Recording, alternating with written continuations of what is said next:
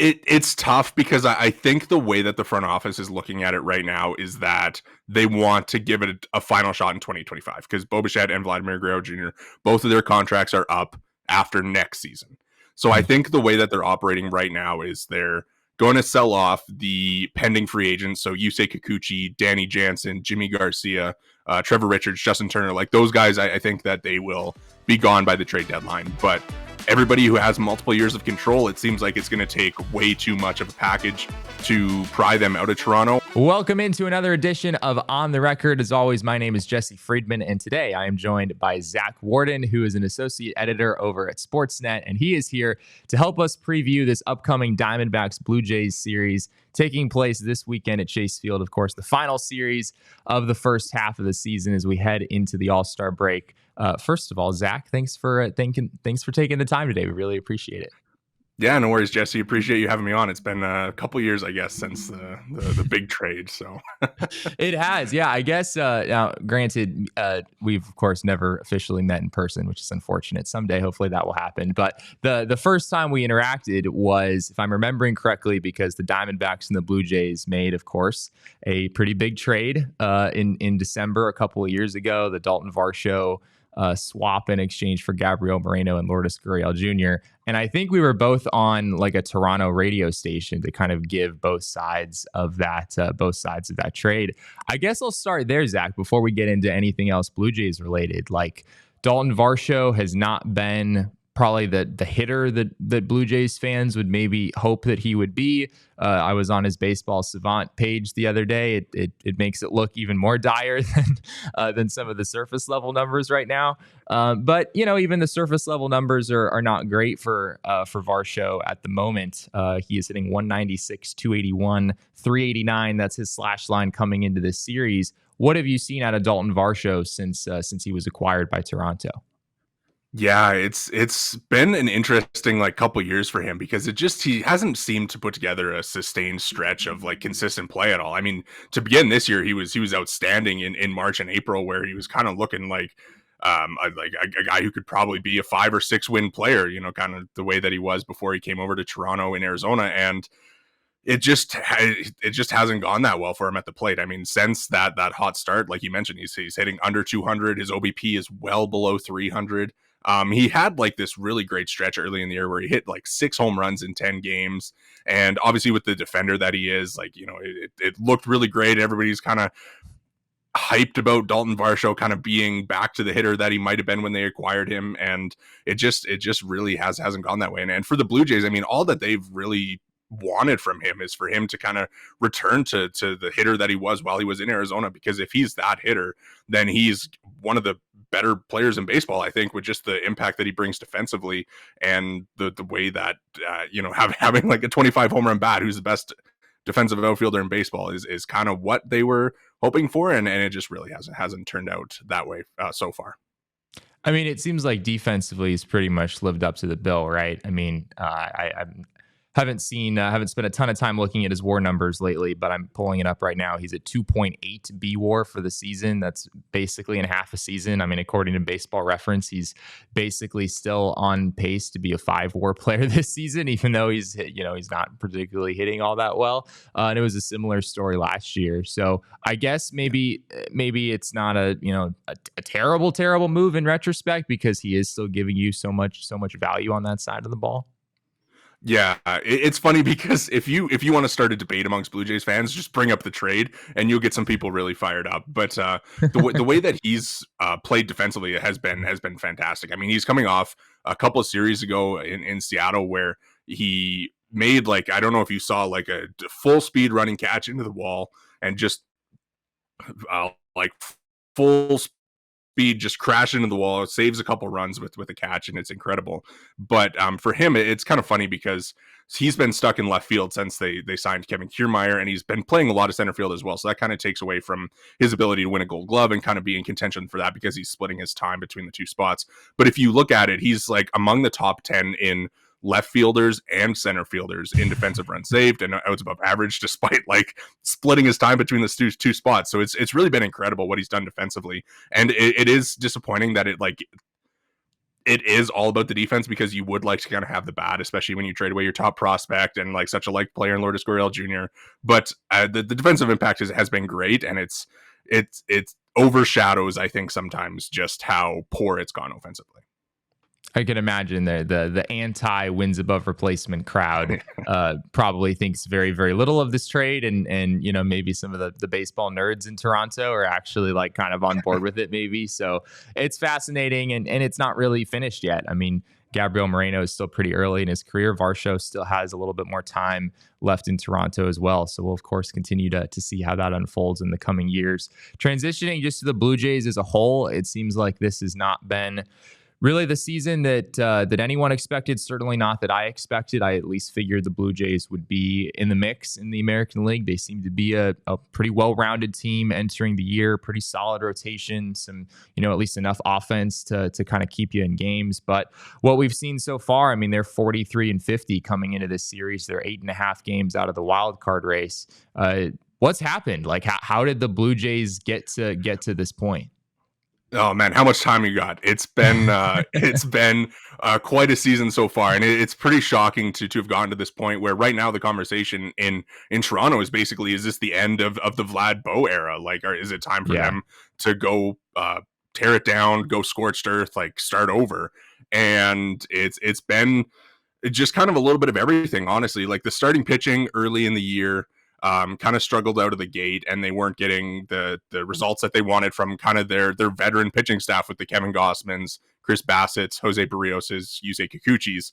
And those guys have kind of stabilized the last little while. But of course, as they fall off, as they come back, the hitting has been pretty awful all season. I know the Blue Jays they're kind of coming around offensively, but it hasn't been like Bo Bichette, George Springer, Alejandro Kirk, like some of the guys that you would expect to drive the offense. It's kind of been like guys they're calling up from AAA, like Spencer Horowitz, Ernie Clement, like guys like that who are driving the offense recently. So that's been a season-long issue offensively. And then the bullpen has been just decimated by injuries, underperformance. They lost Jordan Romano for probably what's going to be the entire season. Jimmy Garcia's gone for who knows how long. He should probably be back after the All-Star break. Eric Swanson's back down in AAA after having a great year last year. They DFA'd Tim Meza, who had a sub-2 ERA last year. And so they just have a bunch of misfit toys basically in the bullpen right now who have been, to put it nicely, they've been inconsistent. We'll say that. Do you think the fire sale is coming potentially in the next few weeks? Could we see Bo Bichette on a different team? Could we see, dare I say, Vlad Guerrero Jr. on a different team in a few weeks, do you think? It's tough because I think the way that the front office is looking at it right now is that they want to give it a final shot in 2025, because Bo Bichette and Vladimir Guerrero Jr., both of their contracts are up after next season. So I think the way that they're operating right now is they're going to sell off the pending free agents. So Yusei Kikuchi, Danny Jansen, Jimmy Garcia, Trevor Richards, Justin Turner, like those guys, I think that they will be gone by the trade deadline. But everybody who has multiple years of control, it seems like it's going to take way too much of a package to pry them out of Toronto. I think if you're looking at the Bo and Vlad group, I think it's more likely that Vlad would stay and that there might be a little bit of room for Bo, but he's just been so bad this year that I don't imagine that they would be able to come to common ground on another organization with just kind of the value on what you would give Bo Bichette at this point.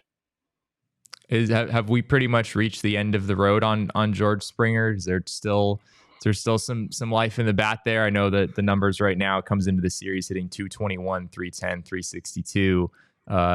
He's obviously had a really successful career and done some great things, but that this is not the George Springer we're used to seeing.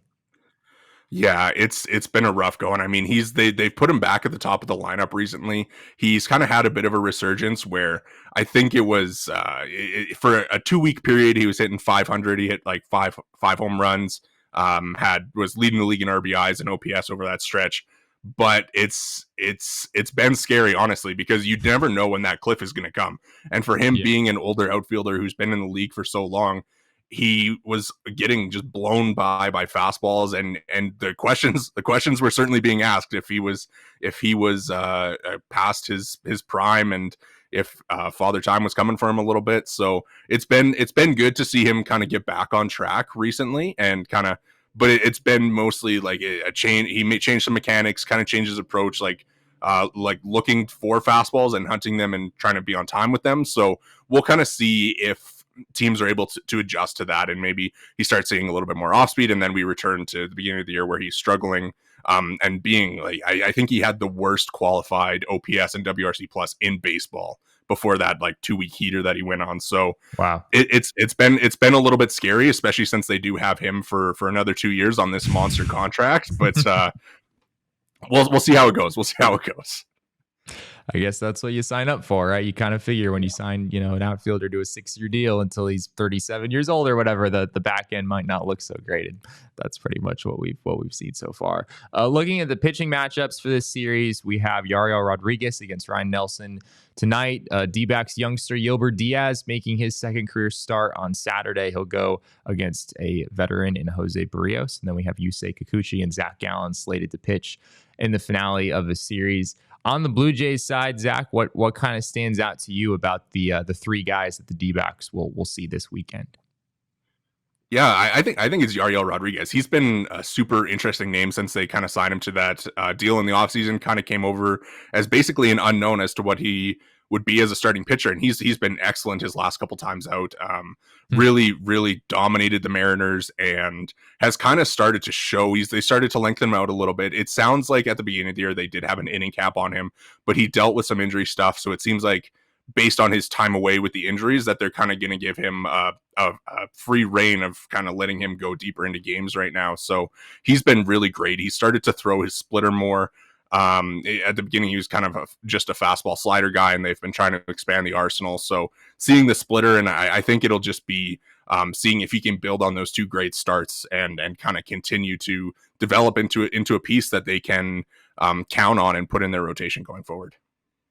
So Rodriguez, it sounds like it's been just an outrageous success really for the Blue Jays. I remember a lot of talk over the offseason of him being a reliever and the Blue Jays maybe trying to make him a starter, and we'll see how that works. Jose Barrios, I noticed, his ERA is still pretty good. I think it's around 3.7, something like that. But I did notice the strikeout numbers are down pretty significantly this year. I don't have his FIP in front of me, but I imagine it's probably not nearly as good as his ERA for all of the FIP nerds out there. What have you seen from Barrios this year?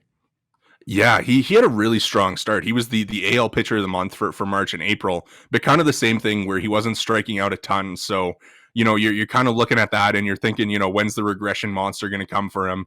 And it's kind of come the last little bit where he's been just getting hammered by lefties. He's been he's kind of generally had a little bit of a home run problem in Toronto, and that's really reared its head kind of through his past couple months where he's been giving up a lot of home runs to lefties, giving up some home runs to righties, and it's just kind of been he doesn't strike out a ton of people, and he doesn't have super stuff. So it's tough sometimes when he does get in those bad matchups to give up the multi-run home runs. And that's kind of where we saw like the ERA in March and April, I think was sub-2. And now we're seeing it like creeping up towards the 4s. So, it just kind of shows just where he's at, I guess, at this point. What would you say are like the Blue Jays' biggest strengths? If the Blue Jays are going to take 2 out of 3 this weekend, what does that look like?